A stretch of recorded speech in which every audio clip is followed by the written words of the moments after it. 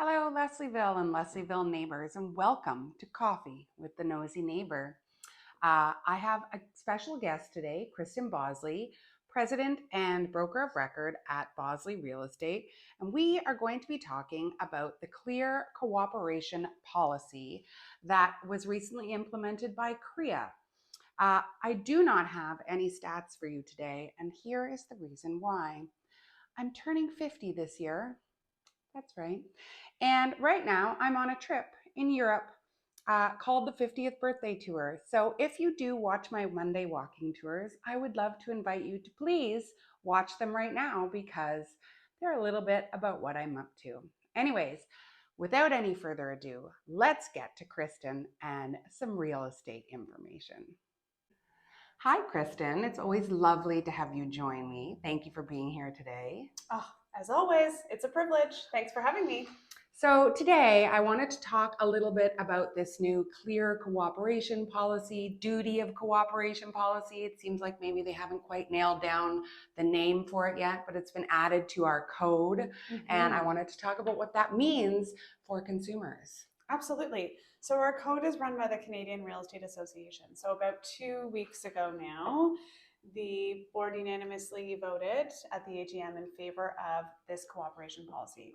They have a very similar policy in the States with NAR, and essentially it's about ensuring that realtors must cooperate with their colleagues and that buyers and sellers have equal opportunity to expose their properties. So what I'm hearing is a little bit that consumers felt that they weren't getting a fair exposure to listings that were maybe coming soon or exclusive listings, and that was something that prompted this new code. Yeah, that's a great question. So there's two levels to the new policy. Okay, there's the consumer and there's the agent. So there are many agents out there who do not necessarily have the same access to data that, say, a full-time producing agent would have. At Bosley, say. Exactly. So for all those part-time agents that have buyers or sellers that want to list exclusively or want to buy off market, it's a lot more challenging for them to find product off market if they're not as connected with the realtor community. That's a fact. There isn't really much we can do about that.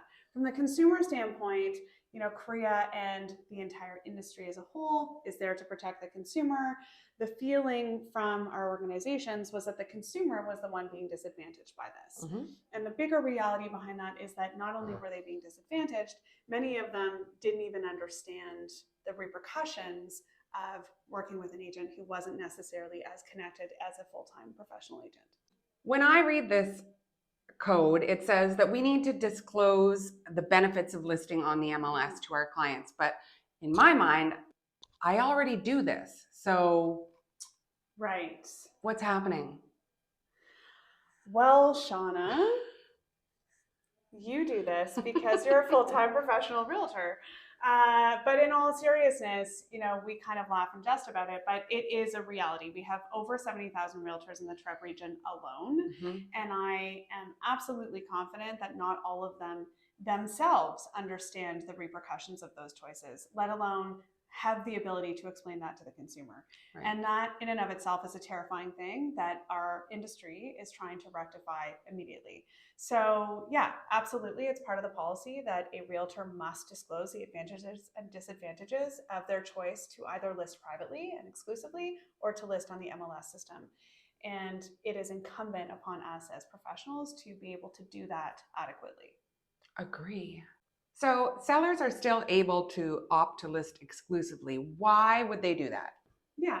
So the entire purpose of this policy is, yes, to make sure that realtors cooperate, but also to ensure that as much data as possible is getting onto the MLS system, because really that's what ensures fairness and cooperation between the realtor community. Okay. So as a seller today, there are many sellers that would opt to list exclusively for a variety of different reasons. The pandemic really exploded that, and I think this is why we're seeing this now. Okay. So as a seller, during the pandemic, people listed exclusively because they wanted control over who was entering their home. A typical reason for listing exclusively is, I don't want to sign on the front lawn. I don't want my neighbors to know. I want to be private. I don't want to report the sold price. There's lots of privacy concerns about listing on MLS. So the reality behind this policy is, you can list privately. You are absolutely able to do that, but it really does handcuff your realtor to how they market and sell the property. And at the end of the day, that will limit the exposure to the property. And it will also, you'll walk away with a feeling of, I'm comfortable with the price I received. That's great. But if you're the type of person that always needs to know if you could have achieved more, you're never going to know that if you don't go to MLS. For sure.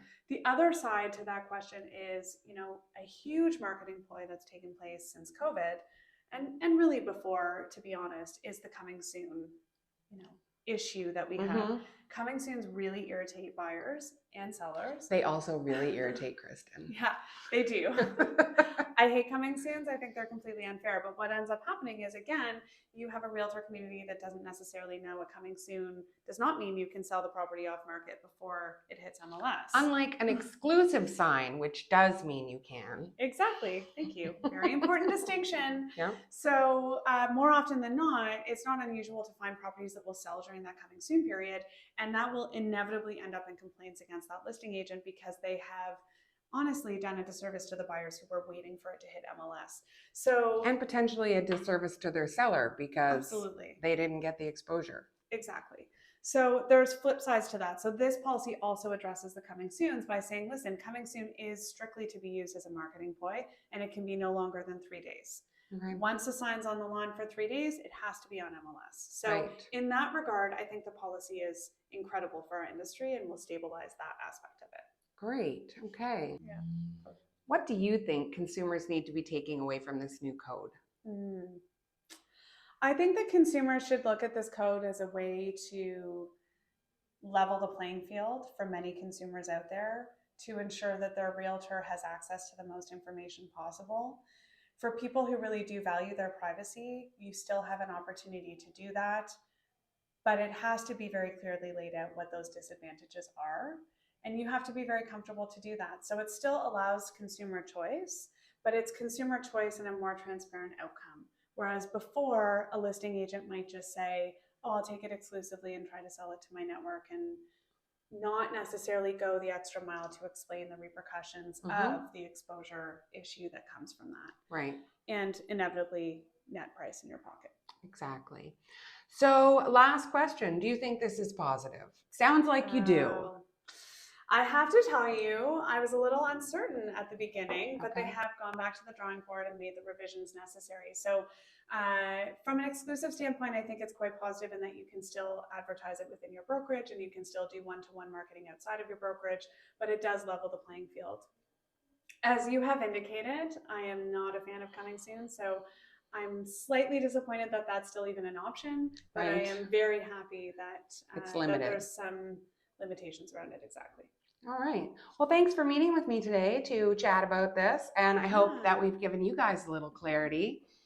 And we'll see you next time. Thank you so much for having me. Can't wait. Thank you so much for joining us today. I would like to invite you, if you like what you see here, to please like my page. If you are thinking of buying or selling, I would love to chat with you about how to make that the least stressful and most profitable experience. And remember, it's better in the Ville.